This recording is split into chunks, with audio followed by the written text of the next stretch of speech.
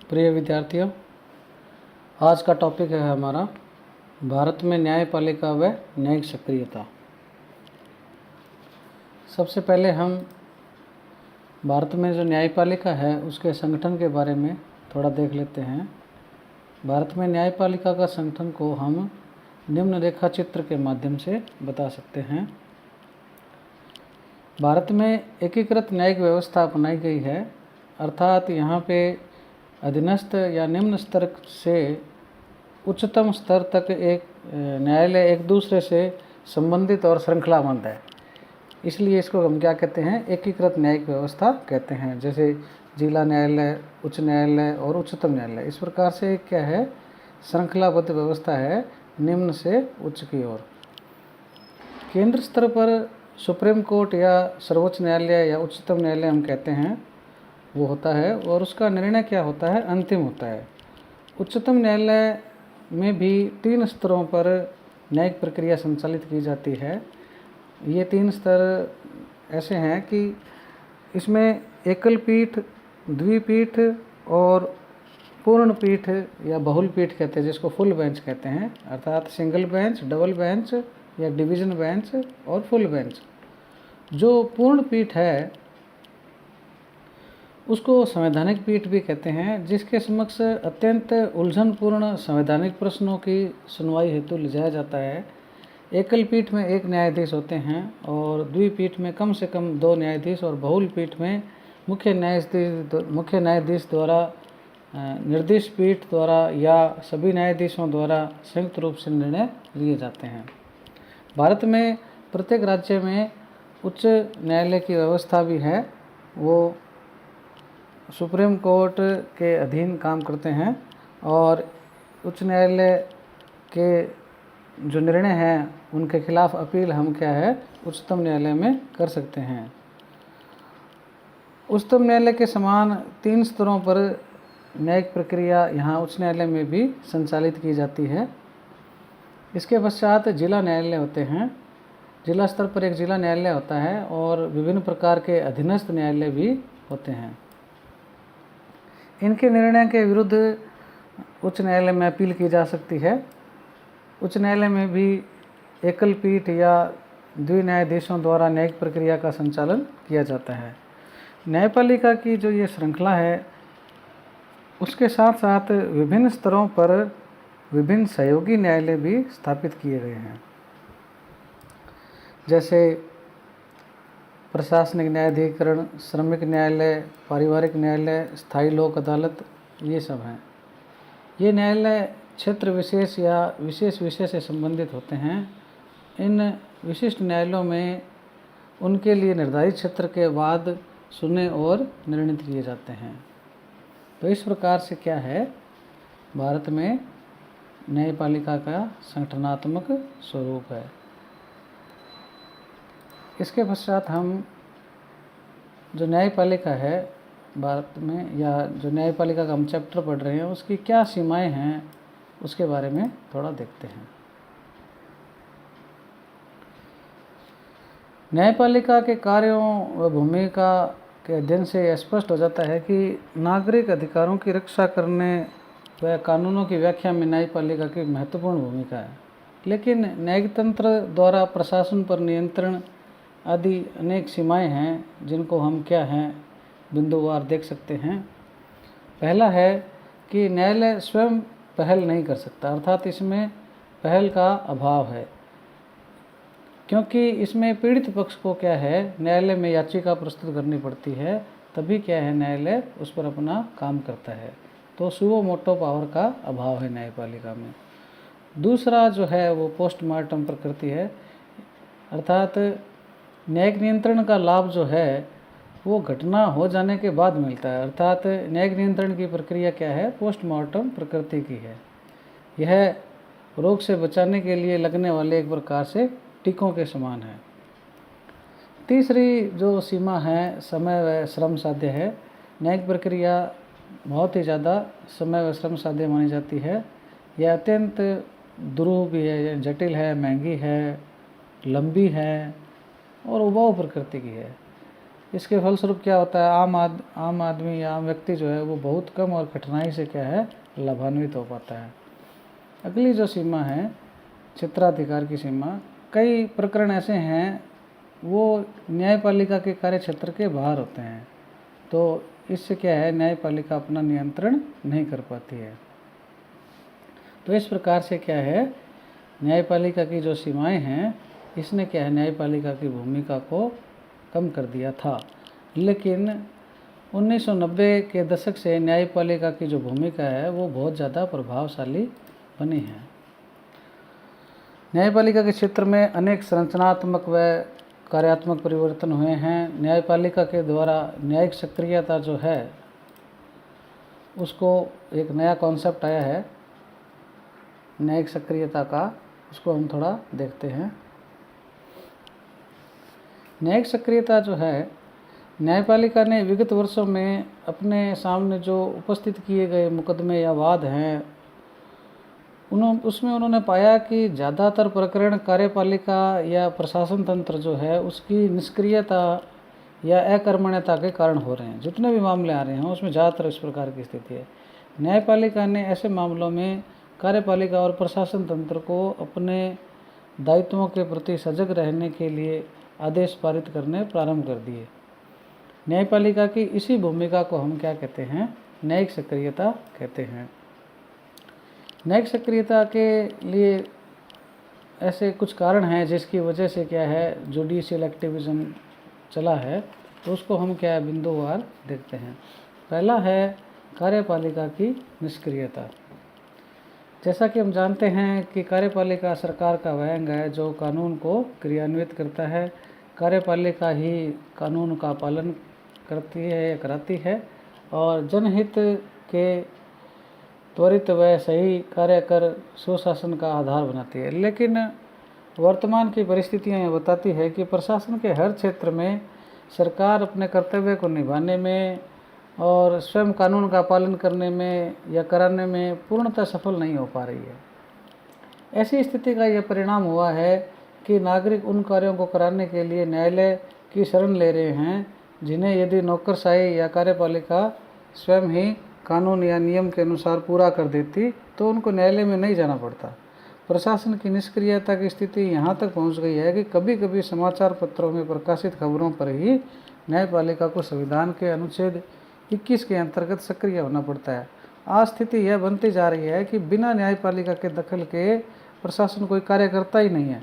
इस प्रकार कार्यपालिका की बढ़ती निष्क्रियता के कारण जनहित की याचिकाएं जो हैं पब्लिक इंटरेस्ट लिटिगेशन जिनको कहते हैं PIL, उनमें वृद्धि हुई है, जिसके परिणाम स्वरूप न्यायपालिका ज़्यादा सक्रिय हुई है। दूसरा जो कारण है वो है स्थायी लोक अदालतों का गठन।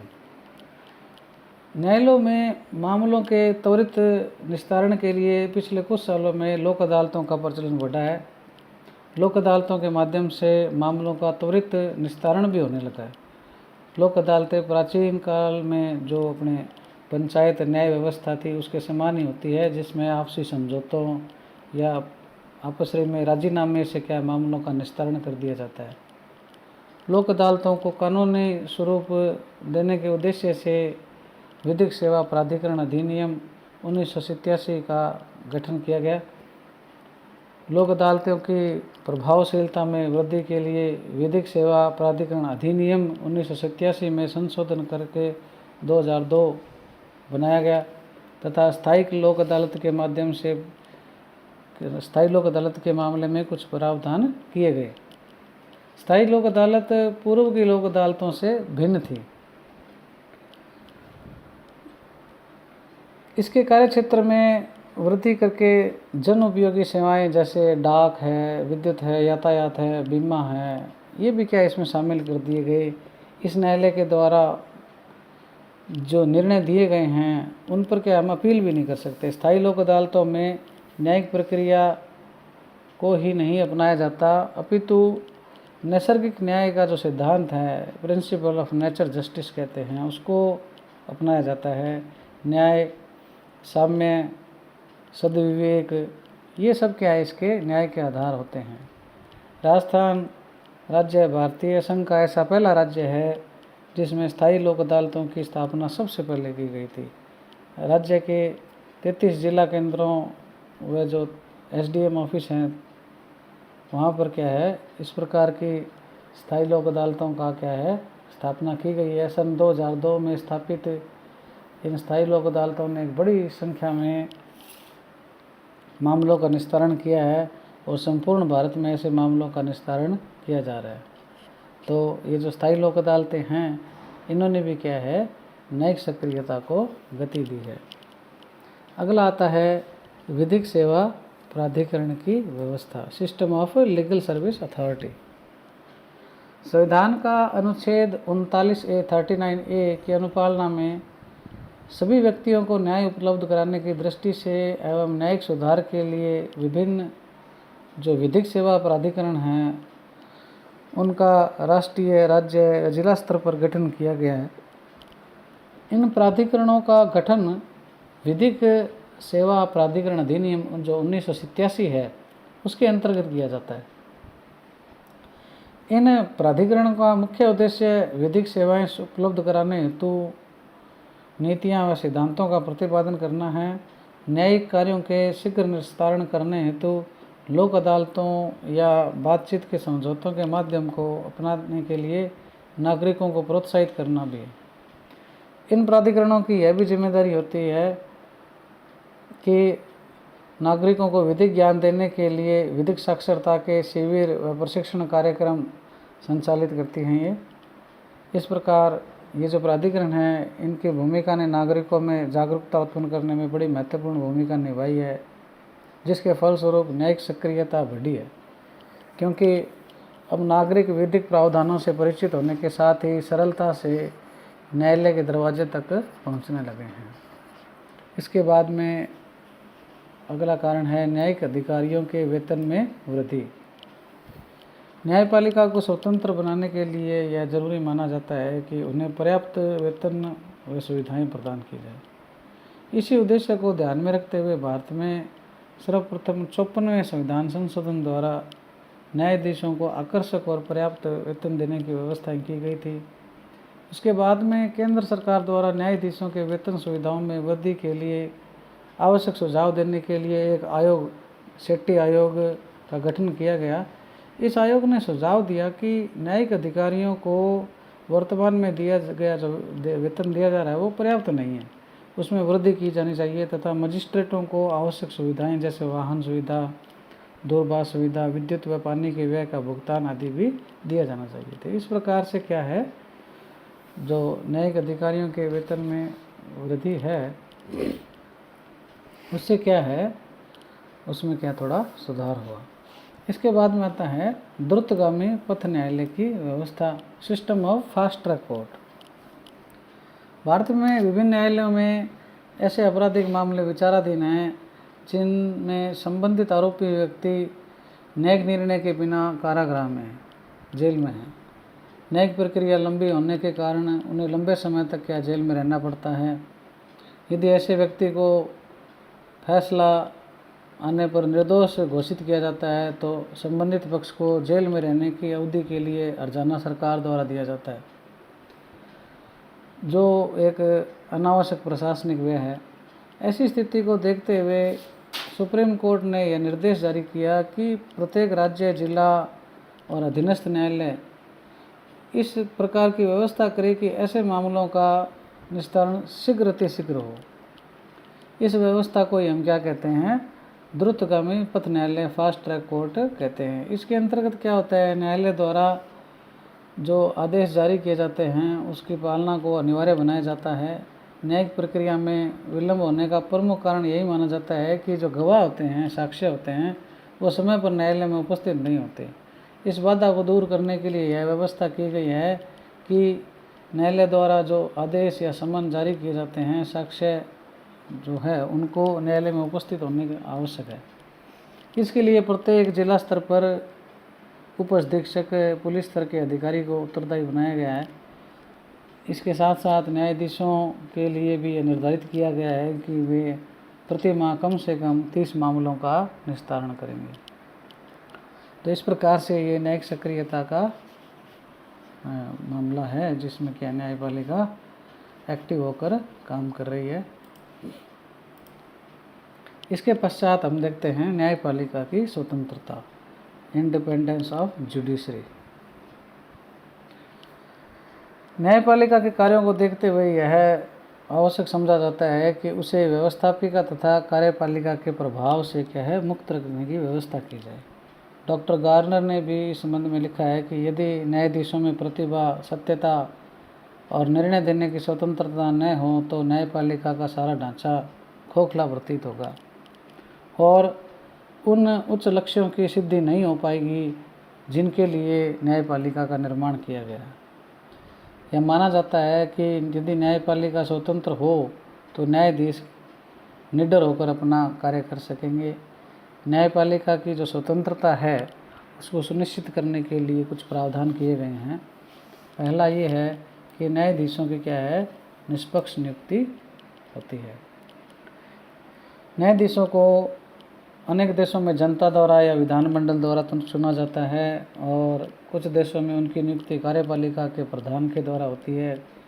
भारत, कनाडा, ऑस्ट्रेलिया, जापान, संयुक्त राज्य अमेरिका, ब्रिटेन और दक्षिण अफ्रीका में न्यायाधीश राज्य के मुखिया द्वारा नियुक्त किए जाते हैं, परंतु अपनी नियुक्ति के पश्चात वो क्या है, स्वतंत्र हैं। इस पद्धति की आलोचना यह कर की जाती है कि व्यवहार में यह नियुक्तियाँ राष्ट्रीय अध्यक्ष द्वारा प्रधानमंत्री या न्याय मंत्री की सिफारिश भी की जाती है और इन सिफारिशों में ऐसे नाम प्राय आ जाते हैं जिनका उनके दल की तरफ झुकाव होता है। लास्की ने इस संबंध में यह सुझाया था कि न्यायाधीशों की नियुक्ति में राष्ट्राध्यक्ष को उस समय कार्यरत न्यायाधीश की सिफारिश को ही प्रमुख आधार बनाना चाहिए। लास्की का यह सुझाव आज भी प्रासंगिक है और विचारणीय है। वास्तव में पदासीन मुख्य न्यायाधीश की सिफारिश को भावी न्यायाधीश नियुक्ति करते समय प्राथमिकता देकर नियुक्ति की प्रक्रिया में निष्पक्षता को अपना सकते हैं। इसके पश्चात आती है इनकी स्वतंत्रता में नौकरी की सुरक्षा, सिक्योरिटी ऑफ सर्विस। न्यायाधीशों को एक बार नियुक्त कर जाने के बाद उन्हें नौकरी की सुरक्षा प्रदान की जानी चाहिए। कार्यपालिका द्वारा उन्हें प्रताड़ित किए जाने के अवसरों को समाप्त किए जाने की भी आवश्यकता है। भारत में किसी भी न्यायाधीश को उनकी नियुक्ति के पश्चात महाभियोग द्वारा हटाए जाने का प्रावधान किया गया है। यह प्रावधान उन्हें नौकरी की पर्याप्त सुरक्षा प्रदान करता है। तीसरा जो है वो है लंबी पदावधि, लॉन्ग टेन्योर। निष्पक्ष न्याय के हित में आजकल संसार के ज़्यादातर देशों में न्यायाधीशों को 65 या 17 वर्ष की आयु रहने तक कार्य करने की परंपरा बन गई है, किंतु इसका अभिप्राय यह कदापि नहीं है कि कदाचारी न्यायाधीश भी लंबी अवधि तक पदे पर बने रहें। इसके पश्चात अगला आता है न्यायपालिका का कार्यपालिका से पृथक्करण। मॉन्टेस्क्यू के समय से ही न्यायपालिका की स्वतंत्रता के लिए उसके कार्यपालिका से नियंत्रण मुक्ति हेतु बल दिया जाता रहा है। न्यायपालिका यदि कार्यपालिका से प्रभावित होने लगी तो यह सामान्य जन को न्याय नहीं दे सकेगी। भारत में उच्चतम न्यायालय देश की अधीनस्थ न्यायपालिका को नियंत्रित करता है, न कि कार्यपालिका को। इसलिए भारत में न्यायपालिका का कार्यपालिका से पृथक्करण किया गया है। यह आर्टिकल 50 के द्वारा किया गया है। इसके पश्चात आता है उच्च योग्यताएं एवं पर्याप्त वेतन। न्यायपालिका को स्वतंत्र बनाए रखने के लिए यह जरूरी है कि न्यायाधीश अत्यंत योग्य हो और उन्हें पर्याप्त वेतन मिले। लॉर्ड ब्राइस ने कहा था कि न्यायाधीश की पवित्रता और योग्यता, ईमानदारी और स्वतंत्रता उसके पद की संभावित उन्नति एवं उसके आकर्षणों पर निर्भर करती है। अपर्याप्त वेतन पाने वाला न्यायाधीश निसंदेह अनुचित प्रभावों से आकर्षित होगा, अतः न्यायाधीश को काफ़ी अच्छा वेतन दिया जाना चाहिए। भारत में 54वें संविधान संशोधन व न्यायिक वेतन आयोग जो सेट्टी आयोग है उसके सुझावों को स्वीकार करते हुए न्यायाधीशों को आकर्षक और पर्याप्त वेतन देने की व्यवस्थाएं की गई। अंतिम जो आता है वो है सेवानिवृत्ति के पश्चात वकालत पर बंधन। सेवानिवृत्त न्यायाधीशों को सामान्य न्याय के हित में वकालत करने की आज्ञा नहीं होनी चाहिए। भारत में संविधान के अनुच्छेद 220 के अनुसार यह प्रावधान किया गया है कि न्यायाधीशों को सेवानिवृत्ति के पश्चात उस अदालत में वकालत करने की आज्ञा नहीं है जिसमें वे पहले न्यायाधीश रह चुका है। इस प्रकार से ये न्यायपालिका का चैप्टर हमारा आज समाप्त होता है। अगर आपको इसमें किसी भी प्रकार की कोई जिज्ञासा या क्वेश्चन हो तो आप मुझसे पूछ सकते हैं।